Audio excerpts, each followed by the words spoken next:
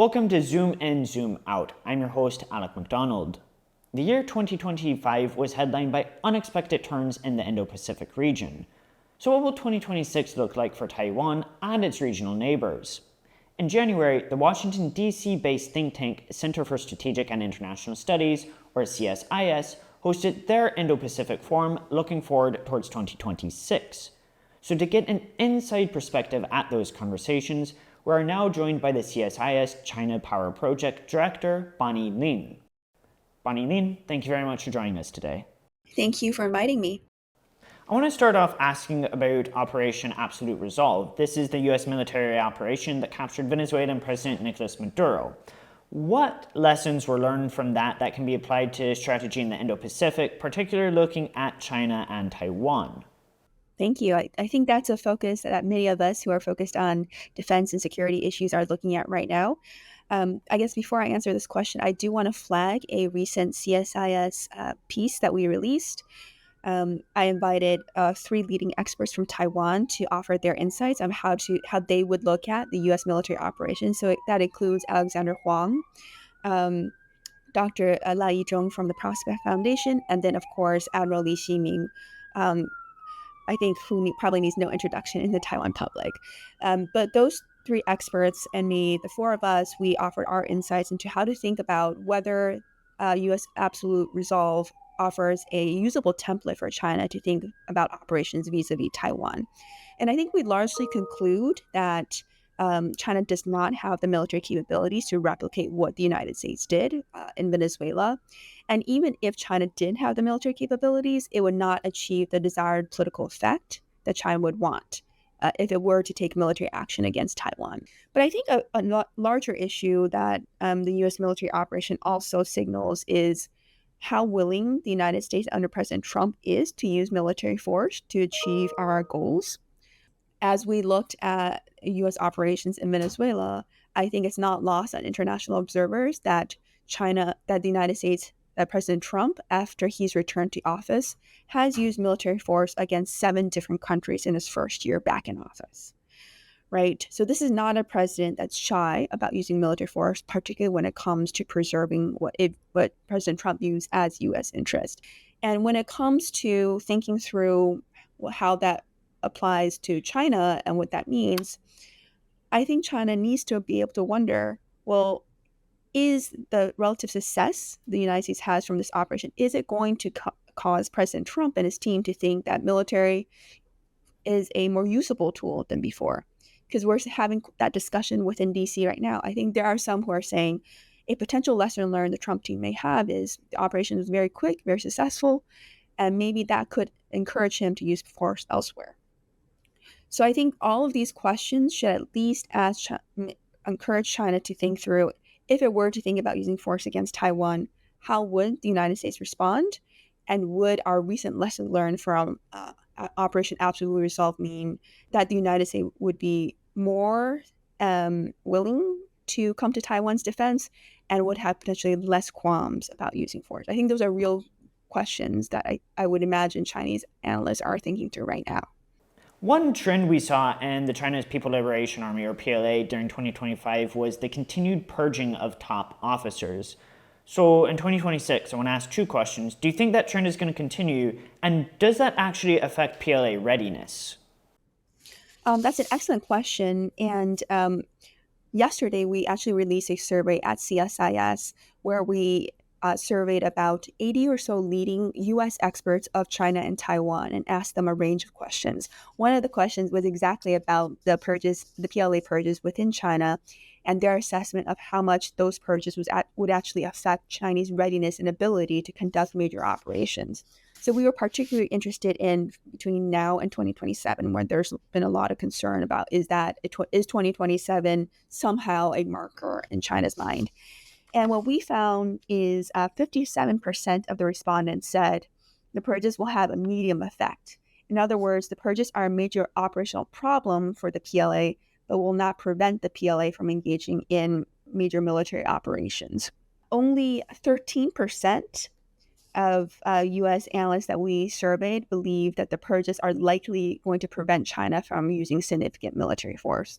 Most believe the impact would be medium or even low.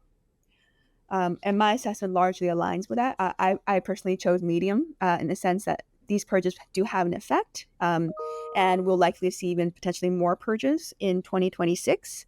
But it will not necessarily impact China's ability or desire necessarily to use military force. As you know, if China were to think about using significant military force, that would be a political decision.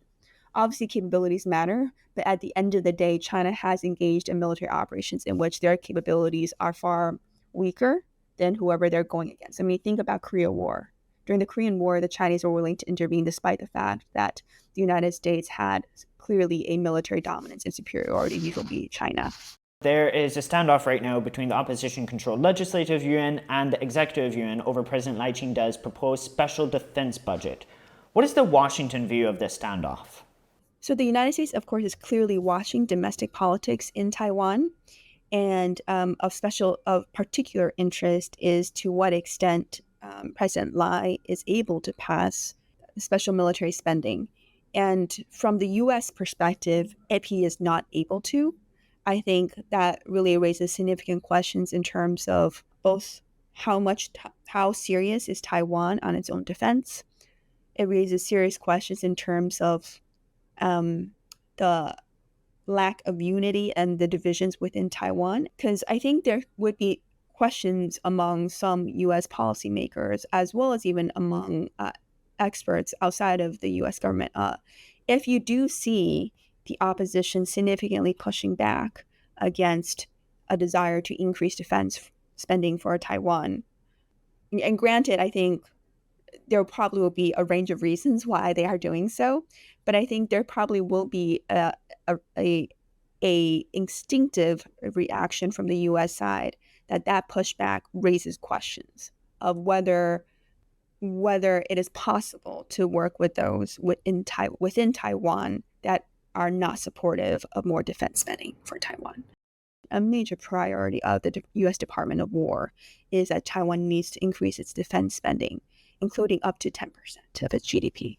Likewise, what is Washington watching for in Taiwan's 2026 local elections and the 2028 presidential elections?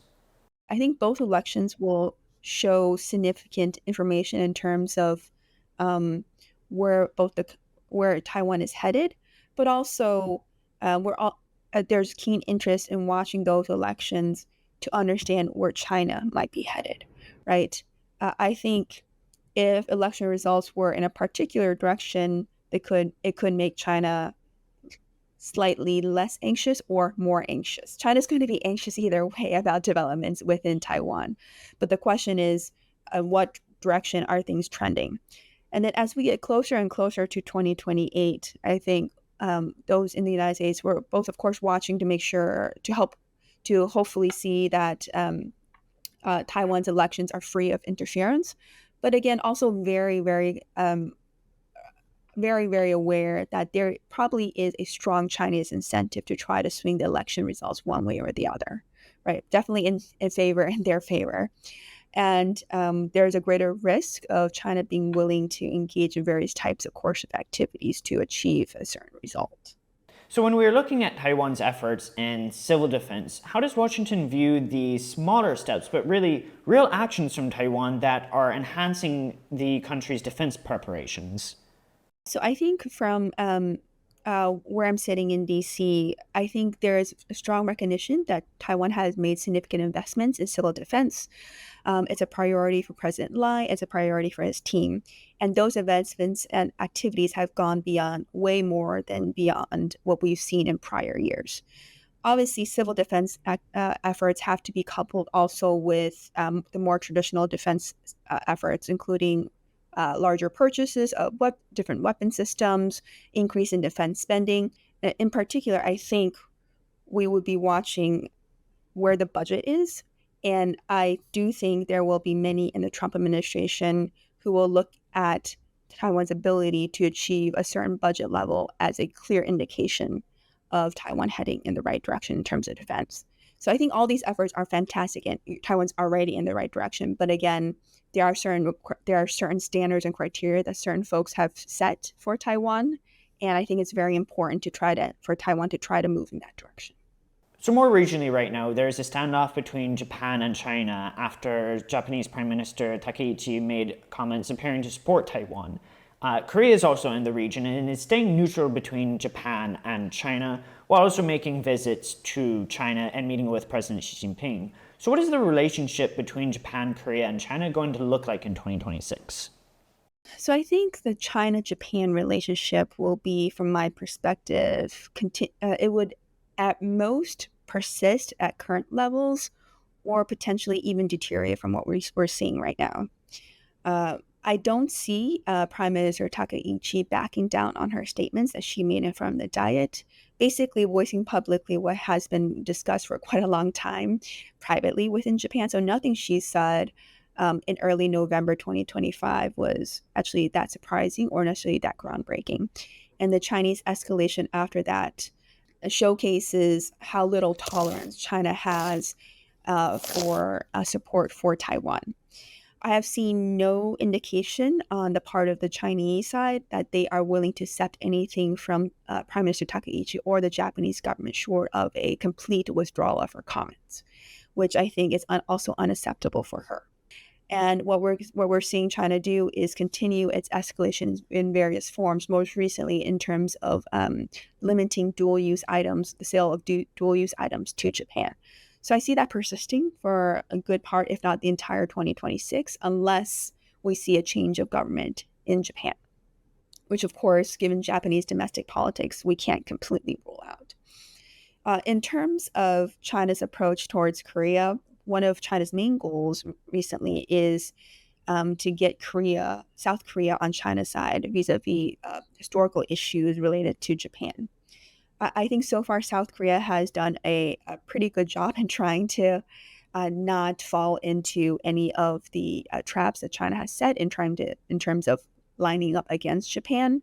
At the same time, though, China will have to walk the fine line between doing that and also trying to exert more influence on North Korea.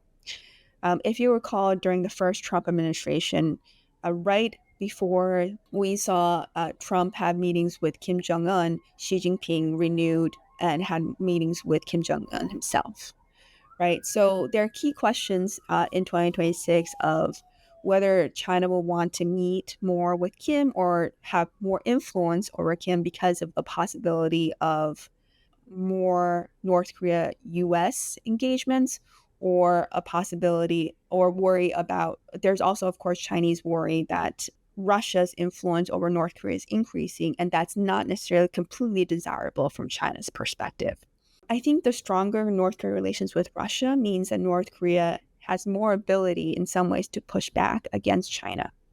And that's why earlier this morning at the CSIS panel, I highlighted the fact that even though Chinese President Xi Jinping and his wife sent a letter or a New Year's greeting to Kim Jong-un, it was not very much covered or featured in North Korean media. In contrast, North Korean media featured the Putin letter, right? So China may want to increase leverage on North Korea and increase its influence on North Korea. Bonny Lin, it was great to have you on the show today. Well, thank you so much for having me. This has been Zoom in, Zoom out. For more stories from Taiwan Plus, you can follow us on social media or go to our website. Thank you very much for watching. Until next time.